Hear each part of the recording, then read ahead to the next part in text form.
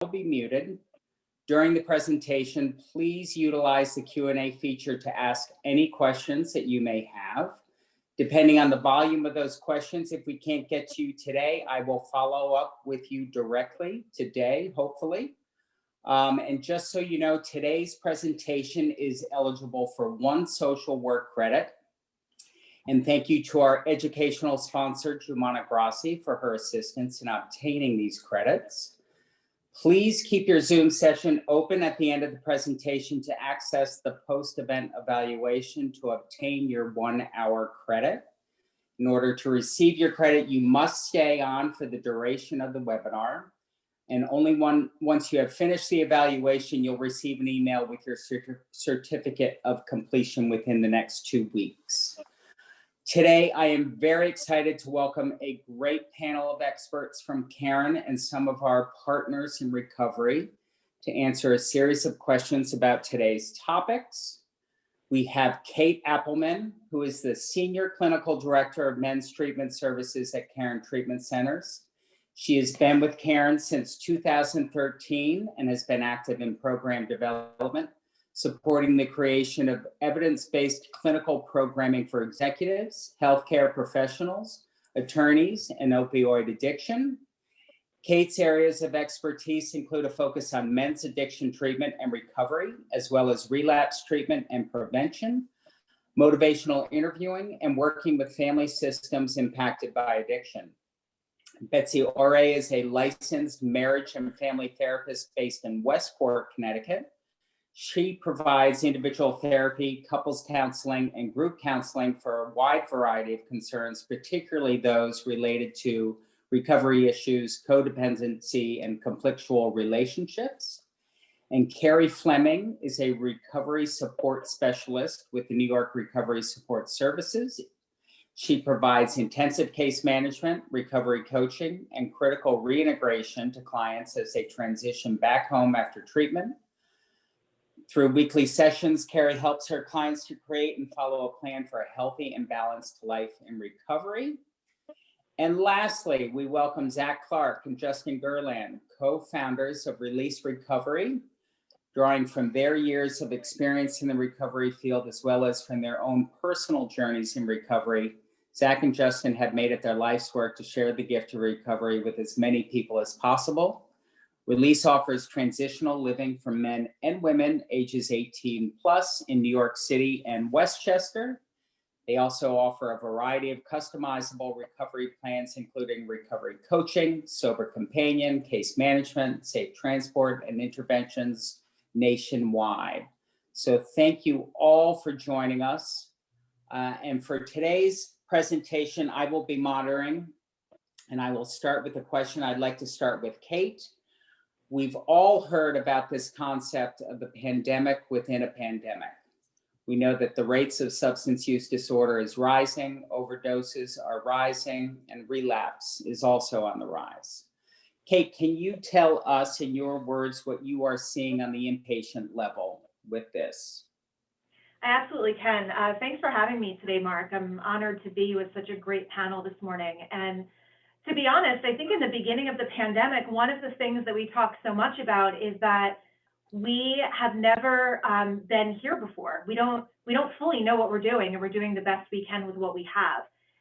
But anybody who works in healthcare, we could have made some educated guesses as to what would happen with addiction and mental health in the past year. And there's some staggering statistics. I think that the focus has really pivoted to COVID in the past year for many reasons. And the truth is, substance use disorder issues and mental health issues are really setting record highs. And I want to throw a few numbers in front of this group to really set the stage for why we're all here today.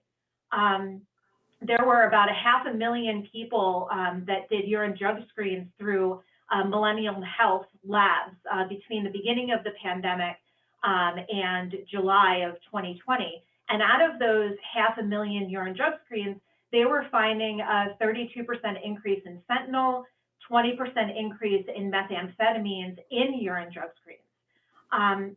When we look at some of the statistics from the CDC, There's unfortunately record high overdoses, 81,000 and growing, as we look at within the past year, what we've seen in the midst of this pandemic. When we look at some of the statistics around ER visits, increases for mental health reasons, for suicidal ideation, for partner violence, all of those we could have guesstimated and we know are happening out there. We're also looking at the fact that 40% of adults identified having depressive or anxiety-related symptoms, which is up from 10% of adults the year before.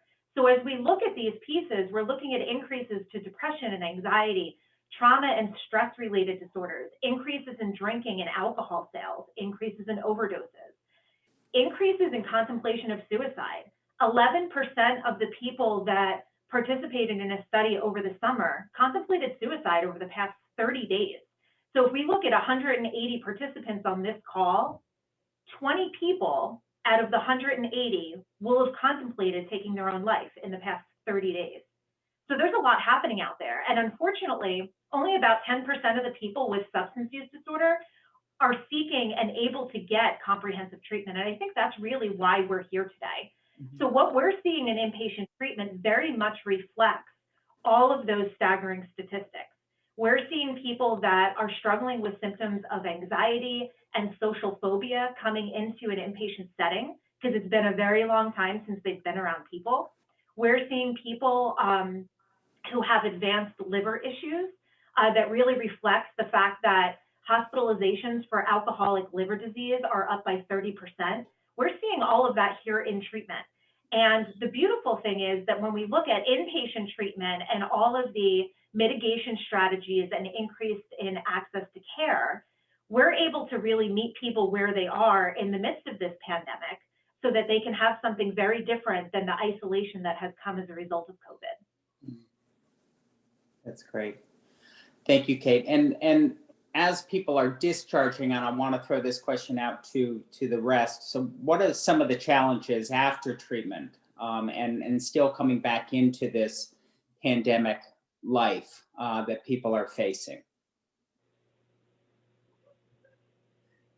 So I'll jump in. I think that just to, I heard something in the news the other day, right? That in Japan, they have appointed a minister of loneliness. So loneliness is one of the hallmarks of addiction and alcoholism. And I think for so many people, getting into treatment, being in an environment where they're so connected, people wrap around them, there's a way to connect with others, you know, at a level that perhaps hasn't been attained for years. And then leaving that cocoon and coming back out into the world, especially in a world that's shut down, can be incredibly challenging. So it's about maintaining and creating a bridge.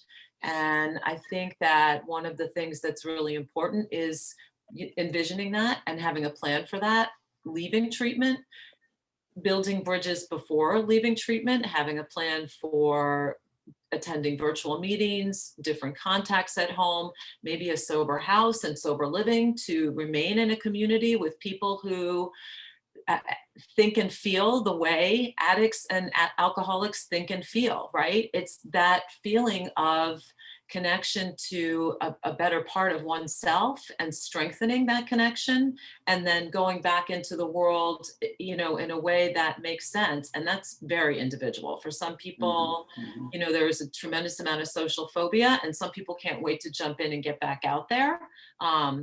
There's a little bit of waiting for everybody right now. But I think that as much of a wraparound approach, the people that I see in the early recovery group who really immerse themselves in multiple services seem to be the people who feel sturdy and steady in their early recovery and have the lowest risk of relapse.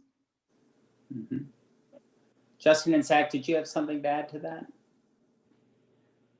No, I mean, look, that was great. And I think, you know, for us, one of the things that we've taken a great deal of pride in kind of specializing in is it's the value of connection and human connection. And it's obvious with everything going on with COVID that that's been ripped away from not just people trying to get sober or get into recovery, but our nation as a whole and our world as a whole. So What we're seeing as patients are discharging treatment and some of the conversations we're having as they're beginning to transition to our level of care, which is transitional living, is there is some fear and some paranoia about living in a community with other people. And, we're not a lockdown facility. So, people who suffer from drug addiction and alcoholism oftentimes have underlying, mental illness that can be, that has been stirred up by COVID. So, we are really trying to help and Care and Treatment Centers is one of our partners, and obviously we work very closely with them, trying to help everyone understand the real value of the living today, because not just in our world, but where else can you go and live with 10, 12, 13 other people in the world that we're living in today and really feel safe and comforted. So not just for people in recovery, but anyone I think would welcome the opportunity to be around other people today, because it's been taken away from us. Mm-hmm. Mm-hmm. I couldn't agree more. And part of the reason we have developed such a strong relationship with Karen specifically, as well as other treatment centers, is the understanding that an aftercare plan is necessary and starting that conversation early on in treatment. And we fully realized, and I'll speak for myself, completely taken for granted, that the last year has been easier on me personally because I've been able to be around my people. I've been around our clients. Our clients are staying with people that have been with us over a year because they realize the alternative is complete isolation. And we've all heard the cliche that the opposite of addiction is not recovery. The opposite of addiction is connection.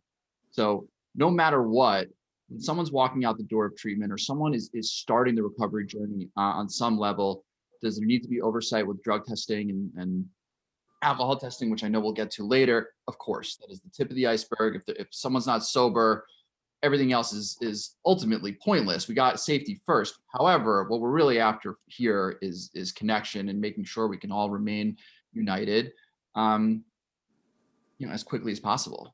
Mm-hmm. Mm-hmm. Mm-hmm. And that being said, and Kate, you could probably answer this best. Because of all of this, what are you seeing in terms of the next level of care recommendations when people are discharging? Yeah, Mark, we have always really started discharge planning at admission and pivoted based on new information.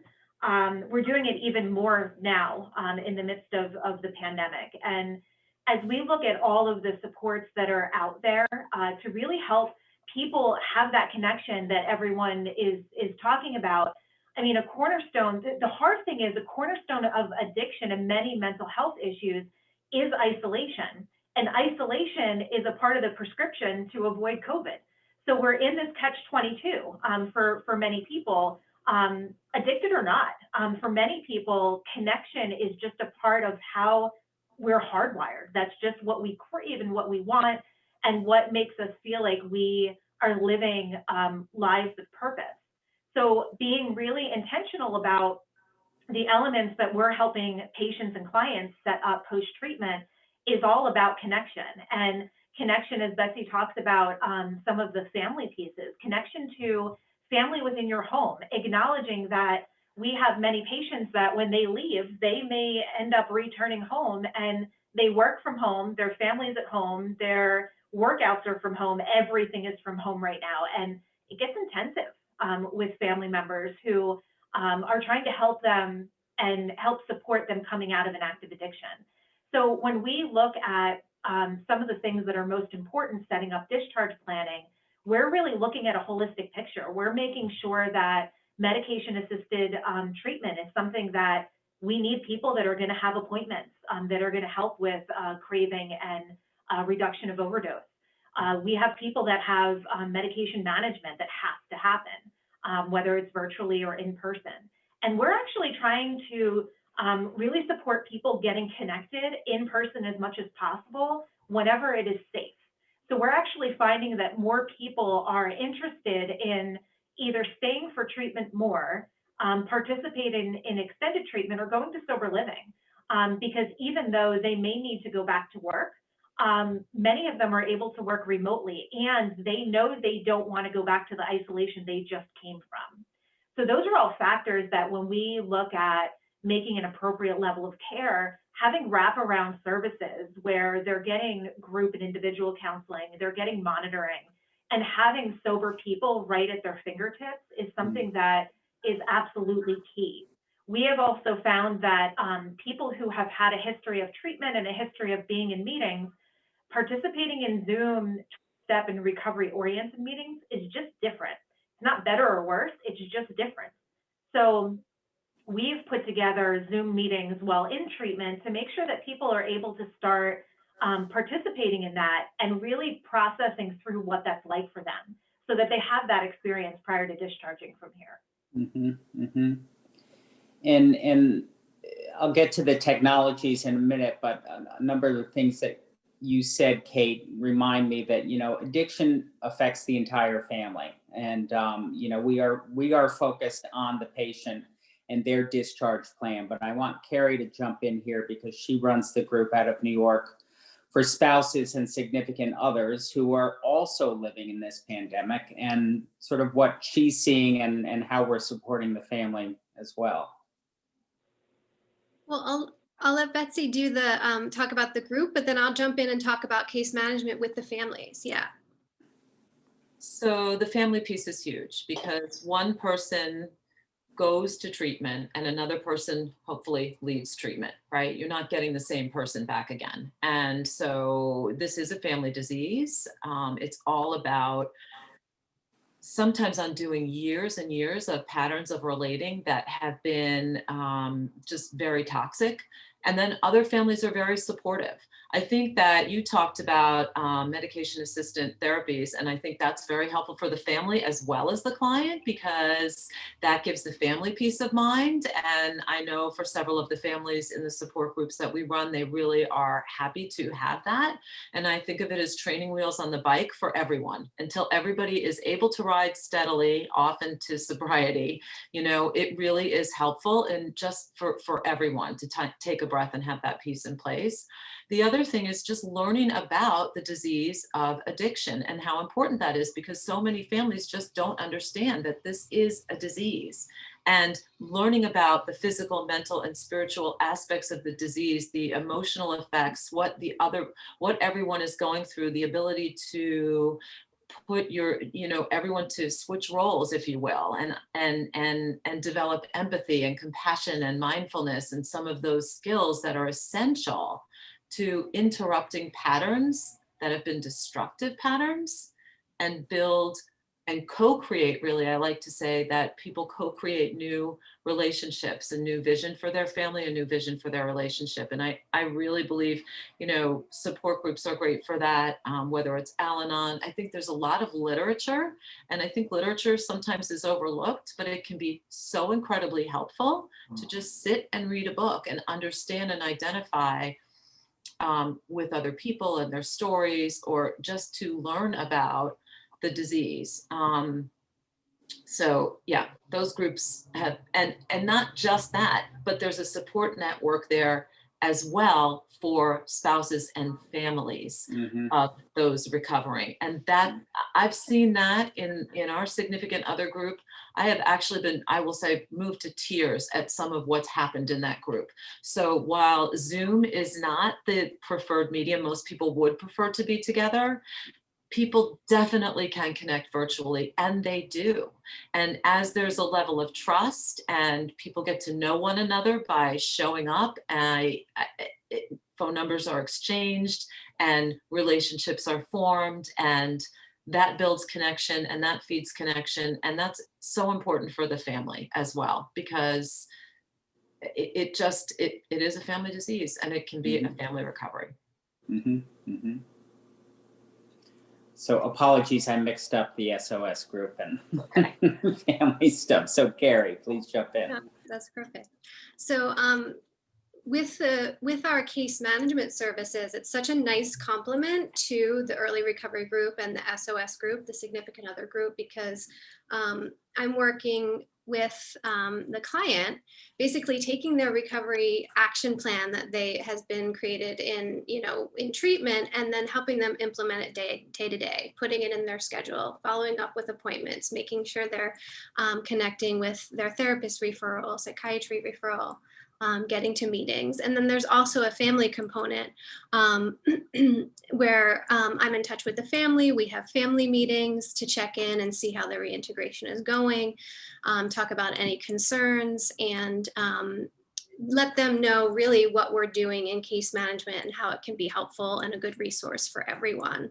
And then it's just nice to have the significant other in the SOS group, and then the clients getting more education in the early recovery group. And I oftentimes will, when I meet with the families or the members who've been in the SOS group, just sort of see how much they're getting from it. I think that piece of the isolation as a family member too is something that I think gets really, people get so much help from just not feeling alone by being in that group. And I hear they bring their education to our meetings, and I can see them sort of growing and learning through that. So it's a nice, it's a really nice, I feel like, comprehensive approach to supporting the whole family with the recovery support services. Mm-hmm. And we touched on it a little bit, and I noticed this morning that the second story on the Today Show was titled Zoom Fatigue. We all know that we have been living in these boxes for close to a year. For those of us that attend 12-step meetings on a daily basis, it's been, personally, it's been pretty easy. And the gift of it in the very beginning was that, I could go to a meeting in California with my brother, and we'd never been to a physical meeting before in our recovery. So, that technology of Zoom has presented, a lot of positives, but can you guys, any of you, touch on sort of the technology of where we are right now and what else we're using? I'm happy to jump in here, and I just got to give a nod to Kate and the work she's doing, because you really are getting these people, and we forget it's like the ICU, and evolution and the thing that you guys had to do to create aftercare plans as the world has shifted has been amazing. So I don't think, we used to live in this world in the 90s and 80s, it was 28 days, rinse and repeat, you get your treatment, you're back to the world. But we've evolved as an industry and as a field, and I'm just grateful for what you're doing. And that kind of leads into the technology piece for me, which I think we have to remember that those of us who are in recovery, and I've been open about my personal recovery, are a pretty resilient bunch. And some of the things that we've been taught over the years have proved to be so beneficial to the whole world. And I'll take you guys into a real life example. I remember it was back in April or May, and me and my friends were feeling disconnected, and I reached out, I said, hey guys, let's all get together and have a hang, like on Zoom on a Friday night. And I gave kind of everyone a responsibility, and like, what made you think to do that? And like, I knew the answer deep down inside, that it was, what I've been taught throughout my recovery, right? It's bringing people together. So for me, and from what we've seen over the past year, is one of the most valuable things that we still have, and I don't know if people can see me, but it's right here. The telephone, making phone calls to other people who are going through the same thing. It's just so valuable, and it's a tool that we forget about, because we live in a world that's driven by social media and direct messaging and emails and text. People don't want to pick up the phone anymore. So being able to do that and encourage our clients to do that has been huge. And then with Zoom, I mean, I kind of have a different opinion. I think it's just been such a beautiful thing. You eliminate a lot of the excuses. You don't have to get in a car and go anywhere. You can go to meetings all over the world. You can go to different types of meetings, right? And I've had a lot of our clients in early recovery tell me that they've had a lot easier time sharing openly and honestly in front of the computer screen, because they're comfortable than they would have in person. So there's a lot of really good things taking place, and there are a lot of really valuable technologies. But I go back to the basics. Telephone, Zoom's been amazing. I don't know if you want to add anything. One thing that really stands out for me is that anybody that is getting sober for the first time from, let's just say, March 1st, 2020 on, this is all they know, And so anybody who has experience of recovery prior, it might have been a difficult transition. I know for our clients, it was when meetings really shut down and the gym shut down and all the stuff that was like such an integral part of daily recovery. That was a tough transition for everybody and for us to get used to it. And we had to get very creative. Then we get this whole new generation of people in. This is it. This is as good as it gets. So like we at some point over the last year realized that, and it made things a little bit easier to help them to understand what it's all about. I mean, there's we have clients who've never even met their sponsor in person. That they're really burdened with like this kind of relationship. But to Zach's point, we are resilient as hell, and I think overall, I would say that we've rolled with it pretty well. The AA community has just been unbelievable in the ability to shift like overnight. And AA is just an old school organization. I mean, the technology is not second nature to Alcoholics Anonymous for the most part. And overnight, everything's, immediately on Zoom, and Seventh Tradition is collected on Zoom, and commitments are given on Zoom. It's really been remarkable. So is it perfect? No. Is it replace the horror that's gone on over the last year? Obviously not. But I would say we've made the best of it. I'll just jump in too. You made me think of something so funny with someone who had only known Zoom in early recovery, and a young woman, and had only been to Zoom meetings where she would say, "Hi, I'm so-and-so, and I'm an alcoholic." And because everybody else was muted, she just continued to talk. And she found an in-person meeting and went to her first in-person meeting and said, "Hi, I'm so-and-so, and I'm a recovering alcoholic." And everybody said, "Hi, so-and-so." And she literally jumped out of her seat because she wasn't expecting to hear anything back. Because all she'd ever been to was a Zoom meeting. I thought that was very funny. There are different stories like that, and different people connecting on Zoom and meeting with one another. And then I have heard people talking about a lot of different speakers on YouTube, and going on YouTube and just listening to speakers when they go for a walk. There are all kinds of apps and podcasts that one can download on the phone, which has turned into an important recovery tool. And then in the recovery groups in New York, when people are comfortable and they want to connect, I've always encouraged a phone list, and people reach out to one another, and people want to connect. People want to connect. People will always want to connect. I believe that. And I think we will always find a way to connect. And there's something magical that happens when you put people together in recovery. It's all the nonsense goes away, and there's such an authenticity. There's such power in that. I think there's such powerful healing in that. And I think that's what this is about. It's about rebuilding and repairing people in relationships, rebuilding and repairing. And so, yeah, I mean, for some people, Zoom isn't it, but I think a lot of people it's a lifeline, and it's a way to build structure in and accountability in. If you say you're going to show up for something, it's a way to do that. So. Sure. Betsy, I appreciate that. And just to add two pieces of perspective, we have up at Karen Wernersville, we have two standalone relapse programs, one for men and one for women. And the themes that we've seen in those relapse programs, and I can tell you our men's program has been full for months. Because one of the things that we know about recovery is if you're kind of in the middle of the bed, if you're struggling, people are going to be there to kind of keep you on track. If you're on the outskirts, you're going to fall off. And those are the people that we've really seen in treatment, that they're not relapsing because of the pandemic. They're relapsing because there were spiritual pieces related to the recovery that weren't intact and weren't, for lack of a better term, fit. So those are the things that we're actually seeing here in treatment. And as we look at electronics, one of the pieces that we haven't really talked about yet is the amount of process addiction issues that are coming as a result of the pandemic. Pornhub has had a great pandemic.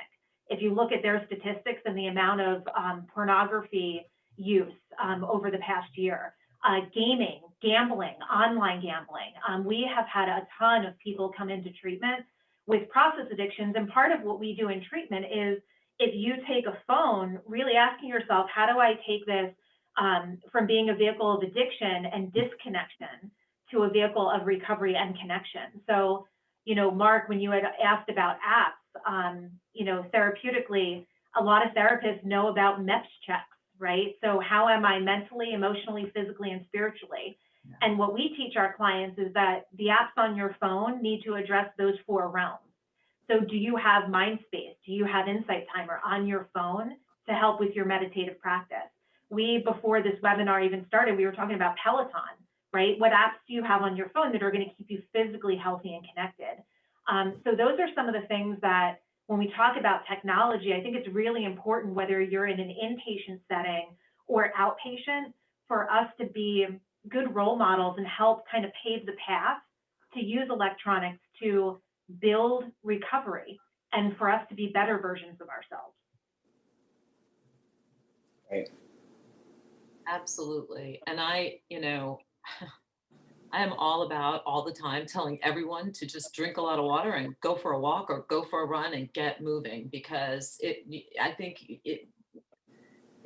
this is physical, mental, emotional, and spiritual. And I just really feel strongly that all of those areas have to be addressed, and especially being locked up, sitting inside. And for those people who are in, you know, the cold weather and the snow, like we have been up here, it's really important for mood, just vitamin D, just getting outside and building structure in. And that's where, you know, staying connected with other people and having some accountability is really, really helpful. But self-care instead of self-destruction. I say it all the time. Yeah, Betsy, I mean, that just, and this is a little bit off topic, but I know we're talking to people who are in this fight with us, and going back to one of the questions Mark asked early on, was like some of the challenges that we're facing. And I think, you know, we'd be doing ourselves a real disservice if we didn't talk about the effect this has had on the people who are doing this work, you know, and you know, staffs have been shorthanded. You know, COVID works its way into a unit or up into Karen, and people, you know, this thing knocks people off one by one, and everyone's quarantining, and there might be 2 therapists on the unit when there's usually 6. And that's just a reality of the world we're living in. So I don't know what I'm trying to say, other than this is my plug to kind of check in on your coworkers and, you know, check in on the people that work for you and that you work with, because this thing has had a really profound effect on a lot of people. And as individuals who work in, you know, healthcare and are helping people on a daily basis, we oftentimes forget about ourselves. So I encourage everyone to do some of these self-care things for yourself, and really give yourself a little grace, because we could all use it during this time. I want to go to a couple of the questions that we've gotten in the Q&A forum. First is, Betsy mentioned that addiction is a family disease. What do you think is the most important piece that the family should grasp an understanding of in order to give the individual the greatest opportunity for sustained recovery? Well, I think the most important concept is just grasping that it is a disease and it's a family disease, and understanding how addiction affects a family, and that, you know, often the person in treatment is the identified patient and is, you know, the scapegoat or villainized in a way, but really understanding everyone's role in the system, and that everyone has a role in the system and has I don't want to say responsibility, but an opportunity to heal and recover and to reclaim lost relationships in the family or damaged relationships in the family. I think that's just so important. There's a lot of support for that. There's a lot of literature. There are a lot of people that don't understand anything about this or see it as a disease. And it really starts in treatment. And Kate, I'll just give that back to you, but it starts there. Yeah, what I appreciate that, Betsy. What I was actually thinking was the amount of times that family members drop their loved ones off in treatment and feel like they are the only ones that are going through this. Right. And they tell themselves, maybe it'll get better. Maybe it's just, you know, the COVID. Maybe it's just the depression. Maybe. And by the time they get here, a lot of times the addiction's pretty progressed and they feel like they are the only one on the island experiencing it. And then they get into our virtual family program and they listen to other people's experiences and they think, well, thank God I'm not alone. This isn't just me. And one of the things that I think about is it's really important, as you, Betsy, talked about knowing your role.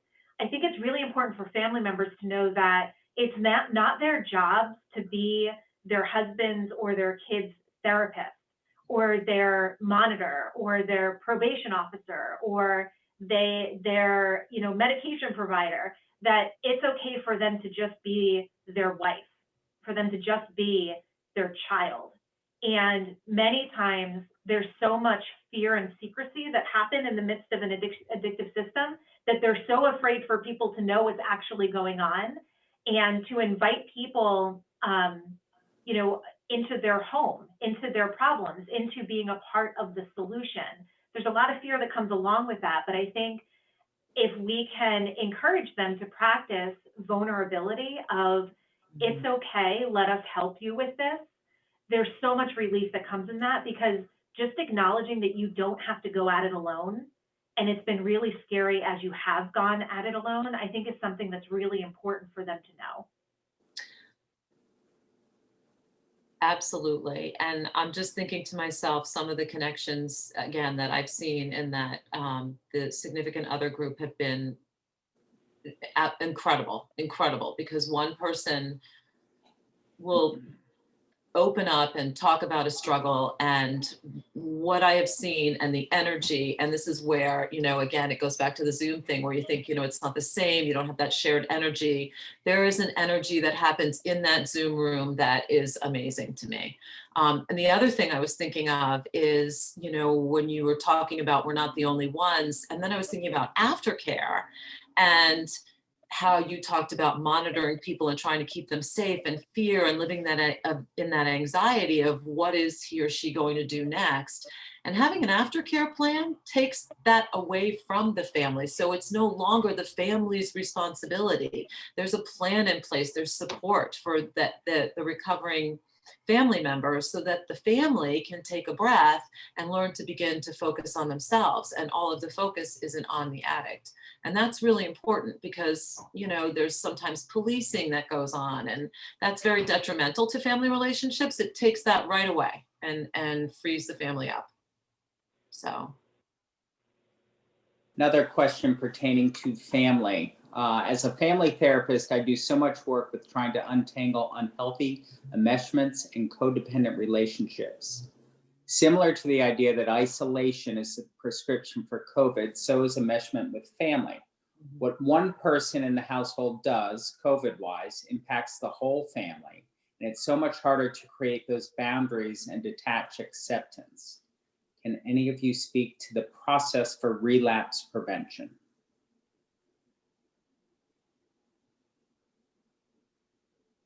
I'll start that, and then maybe I can kick that one to Carrie. You're absolutely right. That's such an interesting perspective and so true. And one of the things that really comes to mind, and we do some of this work in specific to our relapse program, but actually in patients leaving treatment. When we talk about home agreements, it goes back to what Betsy had talked about with roles. And I think that when it comes to COVID, independent of mental health, independent of addiction, I think that there's certain guidelines that, as a family, there's certain guidelines that we need to look at. How do we communicate, and what are the expectations within our household? And it's a great example. I live in a household with my husband and my 20-month-old, my 11-year-old, and my 18-year-old. It's not going well, as you can imagine. I probably need a support group in and of itself. But when you think about all of the moving parts in the midst of COVID and people's mental and physical well-being, having guidelines in place that are flexible enough to allow people to be their own person, but clear enough that are following the guidelines that people may not like, but a lot of them are necessary. Being able to have those conversations, I think, is really important. I'm constantly aware of families that if they're going to a Zoom meeting within their household, they may not have the privacy because their household isn't big enough to have the privacy of even sharing in a meeting. So I think that taking into consideration some of those pieces that create space for each person to be able to be a part of their own wellness process, but also integrate people into communicating what the needs are, I think is really important. Carrie might have a little bit more on that piece, but those are some of the initial pieces that come to mind for me. Yeah, and I think that communication piece is so important, right? Sometimes families will come into treatment and there hasn't been any communication, and really just learning some kind of basic ways of sharing like what we're feeling and what we need. And sort of that's part of what we can do in some of those family sessions. Sort of what is coming up for me in around this question and sort of relapse and COVID is sort of some of the navigating sort of exposure to alcohol, or what are the rules in the house around alcohol, and sort of like educating families around that, like what the client might, how we might support the client to stay sober, at home within the family, or just even negotiating, like, I know there's not a lot of social things happening, but, in certain places like in Florida or where people are outside, people are still kind of doing things, social gatherings. And so I'm thinking of just like a couple of clients who, have just started to really communicate better around like, hey, I'm feeling uncomfortable at this social gathering. I think I'd like to go. And started get like a couple that's getting better at communicating in the moment what's happening, and also setting up some guidelines before they go like have dinner with friends or something like that. Those are some of the pieces that I've worked with folks just in getting those set up as they go back out in the world. Yeah, I think this is just another place for a plug for family therapy. I mean, what we're seeing a lot of in the cases that we're admitting, there's a lot of guilty, really wives whose husbands maybe were working 40, 50 hours a week for years and years and years and years, and all of a sudden they were forced home, and these behaviors were like pushed to the surface, and they said, "How did I not know this?" And they start to blame themselves, and their husband ends up in treatment. And they want to blame themselves, and they so like to work through that. And it's the same with parents and their kids. Kids are not going to college, right? They're being forced to come home from college and live with mom and dad, which is uncomfortable to begin with. And then their addiction or their alcoholism is again being pushed to the surface, and the parents are saying, "I can't believe I didn't know this. I can't believe this wasn't brought to my attention. How did I send them to college in the first place?" So to have a safe space where the family can all communicate openly, and there's a mediator in the room, I think is huge, because families are spending more time together than the normal world, because that's really all you have. And again, it goes back to like the Zoom phenomenon. For me, the great news is that you can look outside of your town or your immediate radius for a really good family therapist, because there's no boundaries on that. So the options are definitely there. It's just getting them to the place of accepting the help. We're always in the habit of family is the client. So I know, like Betsy was saying, we have our identified person in a situation, which frankly we need in order to get the family the help. But the sooner we can help a family understand that family disease concept and that everybody's got a responsibility here, the easier it's going to be across the board. So one particular thing that we do is a family support group once a month. If we could do it more, we would. We do it on the second Saturday of every month. It's on Zoom, and we've seen the numbers skyrocket because people didn't want to drive to do it previously. And now we're getting our current clients, our alumni, close friends and family that get the message. And at a minimum, they're getting that support and hopefully hearing the message. And a lot of the time they're reaching out after and saying, "Okay, I'm ready for a family therapist. Can you give me some Al-Anon meetings?" Real understanding that like someone staying sober is just like I said earlier, is really just the beginning. It's a real serious work to do. This didn't, this whole issue didn't just happen overnight. Yeah, I couldn't agree more, Justin. The analogy that comes to mind that I use often with patients, but especially their families, is if you have an egg carton that is full and you take one of the eggs out, you bring it over here and you put it in treatment. You can give it all the treatment in the world. If none of the other eggs in the carton move, it has no other choice than to go right back in the hole it came from. And when I say that, I mean kids, I mean parents, significant others, employers, places of faith. When we look holistically at people's lives and you do a sociogram looking at what's going on around someone's life, it's really acknowledging where do those eggs need to move so that it gives the opportunity for that one to come back in a different spot, and creating new rules. Because if the rules were, my wife takes care of everything and it gives me opportunity to drink, but by the way, I also now don't know my kids, that can't feel good, right? I hear that story all the time in treatment. People that want to know their children better, want to spend different types of time with their parents. They want something very different. So part of really looking at the family system is not only encouraging, but also really empowering people that, like, it's okay to change. You could have something different. And I'm curious as to what your life would be like if you chose something different. And I think that's where really having the support of professionals around you to help you see it from a little bit of a different lens can really go a long way. And I think education is really important, because so many people really don't understand the denial, the enmeshment, what a boundary really is. What does a boundary look like? Who's responsible for whose recovery? And,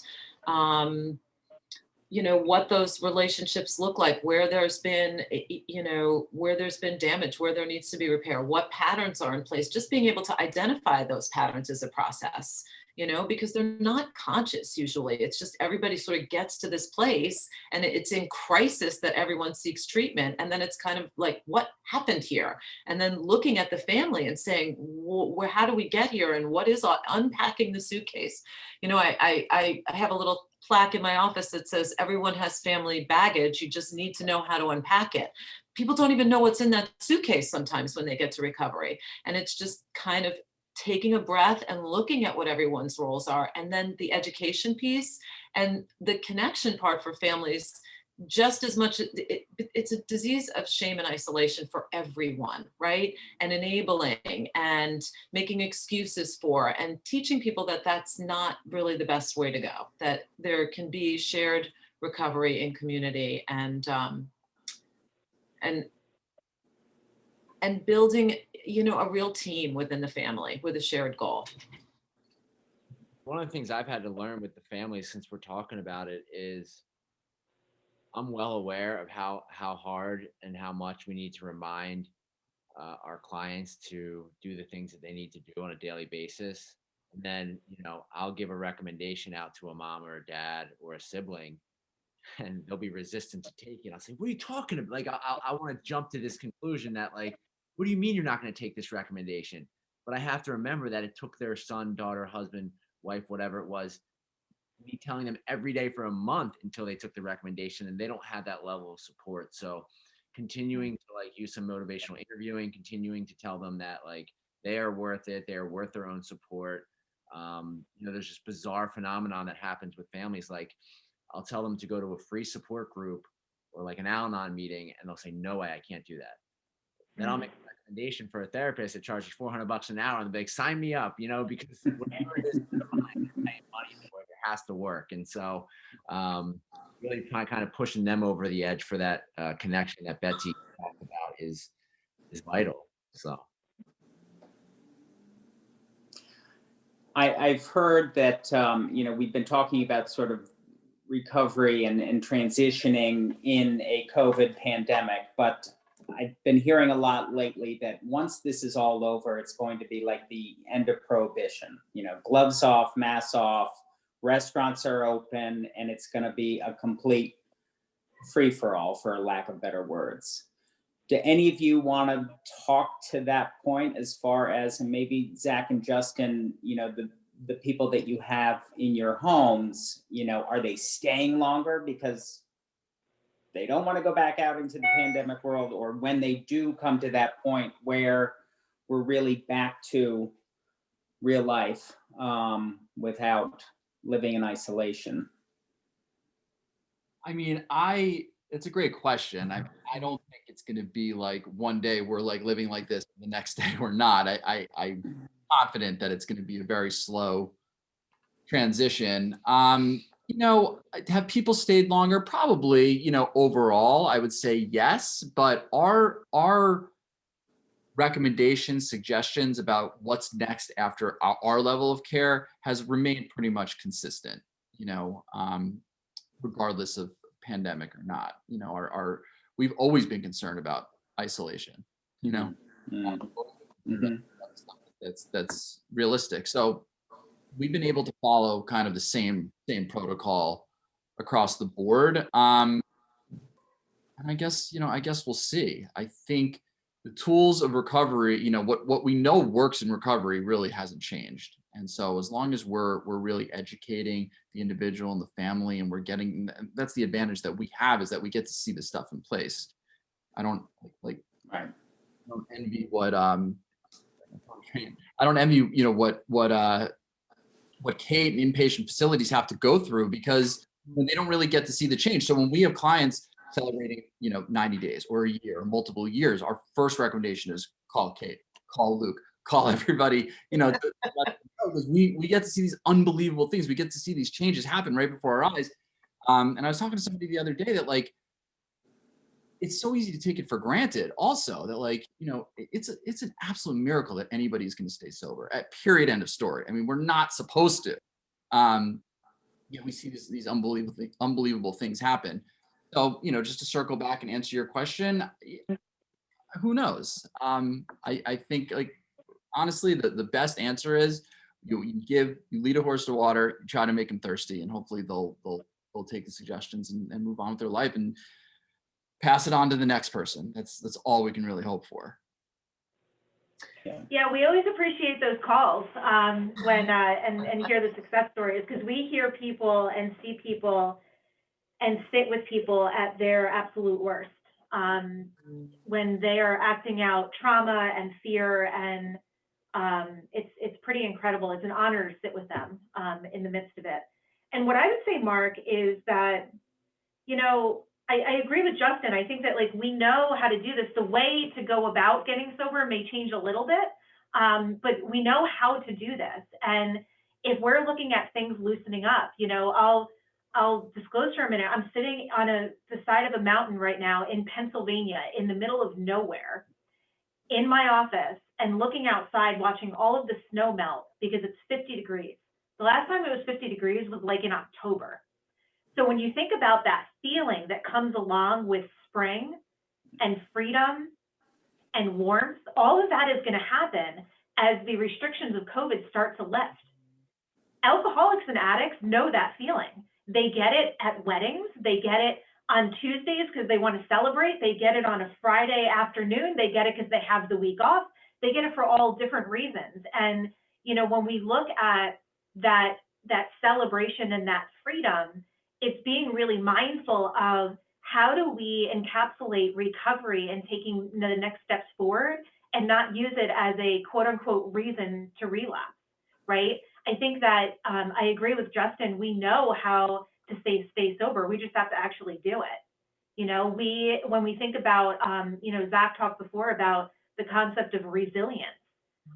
The resilience that has really kept people in recovery, or has gotten people on the other side of a relapse in the midst of this, is the same resilience that will really get them through the loosening up of restrictions as COVID starts to dissipate, while herd immunity and vaccinations kind of continue to come to fruition. So I have faith in recovery. I have faith that recovery is about people being the best versions of themselves and living a life that at the end of it, they know they did something that mattered. They know that they left something behind that really mattered. That's what recovery is all about.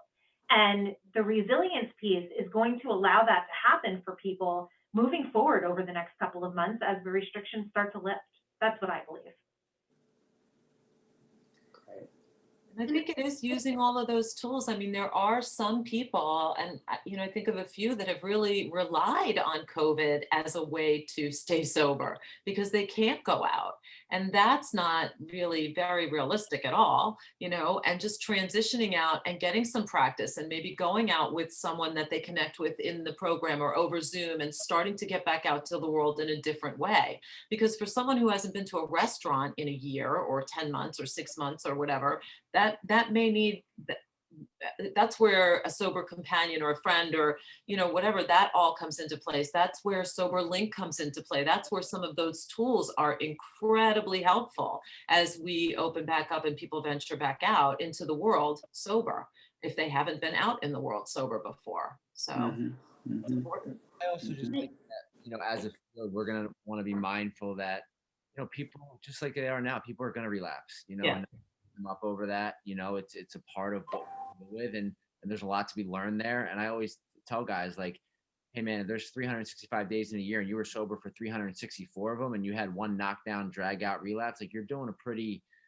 darn good job, and don't let your family or anyone else tell you otherwise. So, being that positive force behind them and reinforcing that, yeah, I mean, look, for me, abstinence is always the goal. Continuous sobriety is always the goal. But, that's not going to be the end game for everyone. And is their life getting better? Are they becoming a better human? And, are they not behaving the way they used to as much anymore? Because if we measure our outcomes in like yes and no, we're going to feel like we're not very good at what we do.